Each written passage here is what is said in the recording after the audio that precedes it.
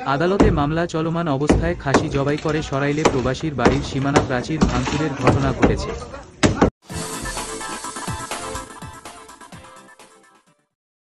ব্রাহ্মণবাড়িয়ার সরাইল উপজেলায় মোহাম্মদ উদয় হোসেন খান ফিনল্যান্ড প্রবাসী ও ইব্রাহিম খান হৃদয়ের বাড়ির সীমানা প্রাচীর ভাঙচুরের অভিযোগ উঠেছে তার প্রতিবেশী মারুফ সহ ৫ জনের বিরুদ্ধে। এ ঘটনায় সুষ্ঠু বিচার পেতে ভুক্তভোগী প্রবাসীদের পরিবারের পক্ষ থেকে তার ছোট ভাই রাহিম খান সদয় থানায় লিখিত অভিযোগ দায়ের করেছেন। ঘটনাটি ঘটেছে উপজেলার নোয়াগাঁও ইউনিয়নের নোয়াগাঁও মধ্যপাড়া গ্রামের মৃত সাবেক মেম্বার আব্দুল করিমের বাড়িতে। ভুক্তভোগী প্রবাসী উদয় হোসেনের ছোট ভাই সদয় বলেন, খাসি জব কইরা এখানে সাথে বিয়ের মতো অনুষ্ঠান। কয় তারিখ? 15 তারিখ। কয়টার সময়? 15 তারিখ এসে দুপুরে খাওয়া দাওয়া করছে এখানে সব সর্দার আইনা।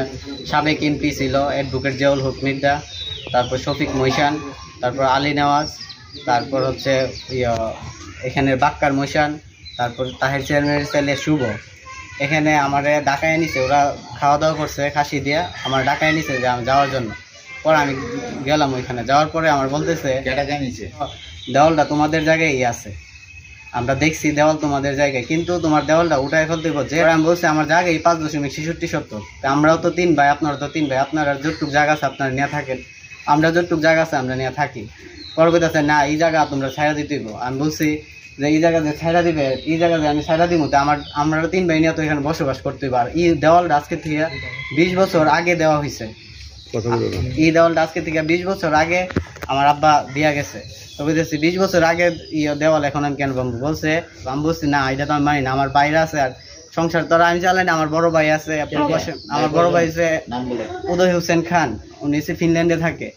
আর ইব্রাহিম খান হৃদয়, উনি হচ্ছে সৌদি আরবে থাকে। আর আমার বোনেও বাইরেই থাকে। আমার মারে নিয়ে আমি এখানে থাকি শুধু। আমার অসুস্থ মা, আমার মার এক সাইড প্যারালাইজড, আর মুখে কথা বলতে পারে না। তো একবার স্ট্রোক করতে সার্জারি করে আনা হয়েছে আর কি। তো আমার নিয়ে আমি থাকতেছি, তখন আমার নিয়ে যখন বলছে আমি তো আমার ফ্যামিলির সাথে কথা বললাম ওরা দিতে, আপনারা বললেই তো আমি ভেঙে দিতে পারবো না। তখন আমি ঘরে চলে আসছি। পরে তখন এইখানে বলতেছে মারুফ মাস্টার সবাই এখানে আনেছে, এখানে যারা আছে আমার কাছে ভিডিও ফুটেজ আছে, আপনারা যদি চান আমি ভিডিও ফুটেজটা আপনারা দিতে পারবো। তখন মারুফ মাস্টার এখানে সবাই বলতেছে যে হেডাম দিয়ে গেল গায়ে বলে জায়গা দিত না। তখন আবার আমারে এইখান থেকে ডাকতেছে তুই এদিকে আয় তুই শফিক মুন্সি আর মারুফ মাস্টার ডাকতেছে যে তুই এদিকে আইসা তুই বইলা যাতে আজকের ভিতরে ওয়াল ভাঙবি। আমি বলছি আমার একটু সময় দেন, আমার মা স্ট্রোক করে, আপনারা চিল্লাচিল্লি একটু কম করেন, কারণ আমার মা শুনলে আবার স্ট্রোক করে নেবো। আর ডাক্তার বলছে যে আরেকবার স্ট্রোক করলে আমার মারে বাঁচানো যাইব না। তখন আমি ঘরে এসে পড়ছি পরে ওরা দিয়া আমার হ্যামার দিয়া ভাঙা শুরু করছে আমার ঘর। হ্যামার দিয়া ভাঙা এই দেওয়াল দুরুম ভাঙা শুরু করছে। পরে আমি বলতেছি এটা তো 144, এখানে আবার আমার মামলা করে রাখছি 144, আদালতে মামলা আছে চলমান। পুলিশ রিপোর্ট ভেরিফিকেশন করছে আমাদের এলাকার মেম্বারশিপ থেকে, আর হচ্ছে আমাদের চেয়ারম্যান থেকে ভেরিফিকেশন করছে, এলাকার সবার থেকে ভেরিফিকেশন করে নিয়ে দেখছে যে এই ওয়াল আমাদের পরে দিছে আর কি। দেখে ভেরিফিকেশন কইরা তারপর বলছে যে না এটা দলিলপত্র সবকিছু দেখছে, বিএস সিএস এগুলা সবগুলা দেখছে এটা আমাদের ইয়তে আছে। পুলিশ রিপোর্ট দিছে আমাদের পক্ষে। তারপর ওরা আবার মানে নাই পুলিশের নাকি টাকা খাওয়াইয়া এটা করছে। তখন আবার এসিলেন্ট রিপোর্ট চাইছে ওরা, এসিলেন্ট রিপোর্টও আমাদের পক্ষে দিছে। এসিলেন্ট রিপোর্ট আমাদের পক্ষে দিছে। তখন এই মামলা চলাকালীন তখন আমি বলছি এই মামলা তো চলতেছে, আপনারা যে এটা ভাঙতেছেন এটা অভিযোগ না। তখন বলছে তোর মামলার গোষ্ঠী গিলে। তখন আমি আবার আমার তো আর কিছু করার নেই, আমার তো এখানে আর কেউ নাই, আমি একা থাকি, আমার বাইরে প্রবাসে থাকে।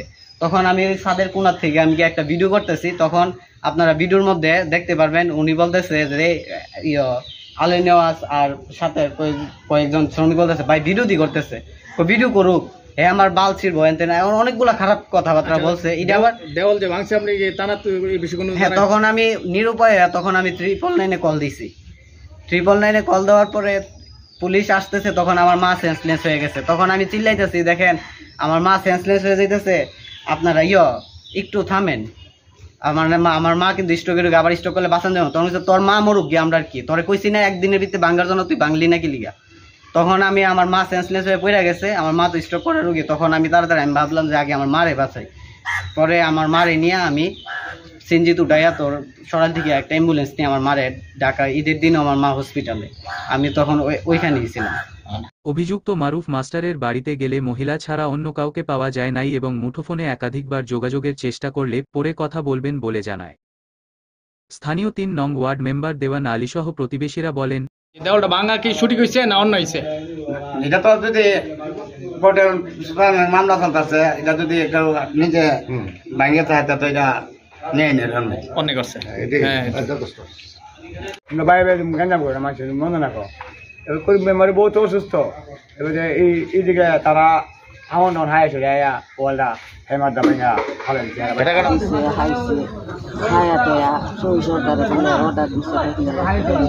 আচ্ছা, এই ওয়ালটা কত বছরের পর মানে